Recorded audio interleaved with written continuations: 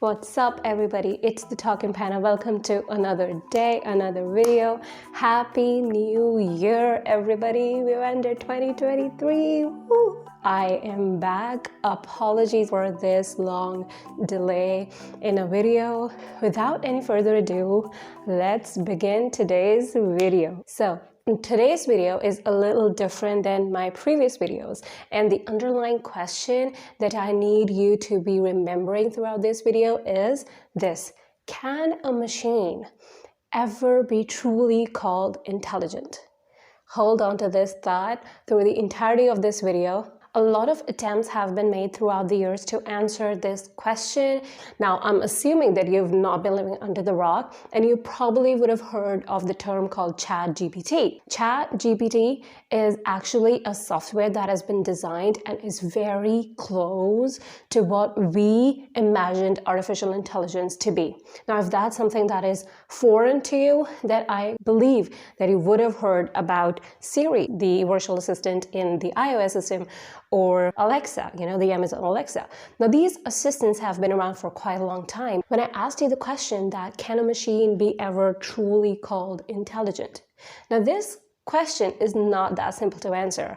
And if you thought of an answer to that question, either in a yes or no, or in a more justified statement form, then please reply whatever you thought in the comment box down below. I would love to read your thoughts. Now, an attempt to answer this question was actually made by an American philosopher and Rhodes Scholar, John Searle, in 1980. He is best known for his work in the philosophy of mind and in the philosophy of the concept of language. John Searle thought about this problem and came up with a thought experiment. It's one of the most popular and critiqued and thought upon experiment to ever exist, the infamous Chinese room argument, and it was actually meant as a criticism to the Turing test, highlight this word for right now, and also to the concept of strong AI and its relation to functionalism. Now, before we dive into the experiment as a whole, I would want to define a couple of keywords that we're going to use throughout this video so that we're all comfortable here.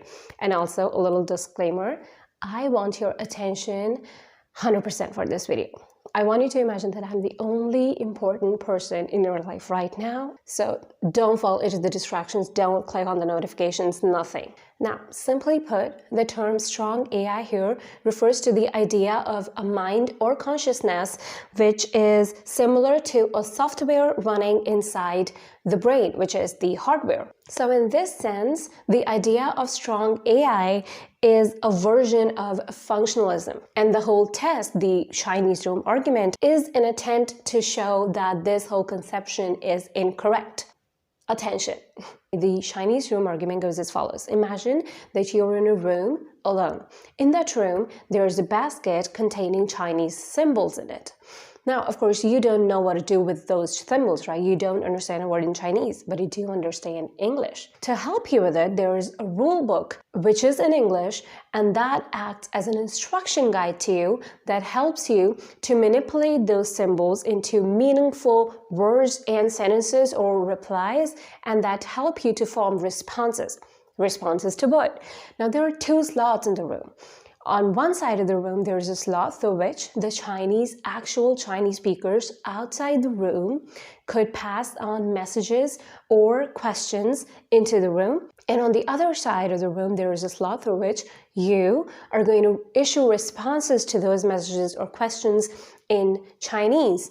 Now, remember that the person outside the room does not know that you don't know Chinese or you don't understand Chinese at all. Now, of course, the questions are being asked from outside and there are meaningful responses that are being generated by you, a non-Chinese speaker from inside the room that goes out, and the people outside are actually interpreting those answers, and a meaningful conversation maybe is going through between the two of you. Now, if the answers that you generate are sophisticated enough, then the person outside the room might not be able to distinguish the room from an actual Chinese speaker. And yet, the person in the room, that is you, don't understand a word in Chinese. According to John Searle, the person inside the room, that is you, are akin to a digital computer. That is a digital computer that follows pre-programmed instructions but actually cannot semantically understand the language or, more generally, produce consciousness.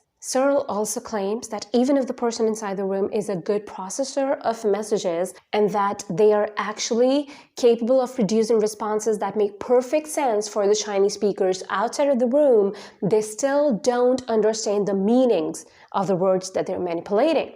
Hence, no understanding of Chinese whatsoever. This was the Chinese room argument. Now, remember that I said a little about Turing test and how the Chinese room argument is a critique of the Turing test and hence the functionalism and the concept of strong AI? The Turing test was developed by the father of computer science, Alan Turing. Now, according to Alan Turing, if a computer program can convince a person, a human, that they're talking with another human being, then it could be said to think. That is, you could say that the program or the system is actually creating consciousness. Remember that movie that came out? I don't remember the name of it, where the actor falls in love with the virtual assistant, right? Because they thought that it was a real person who was generating so accurate and so meaningful responses that they fell in love with it.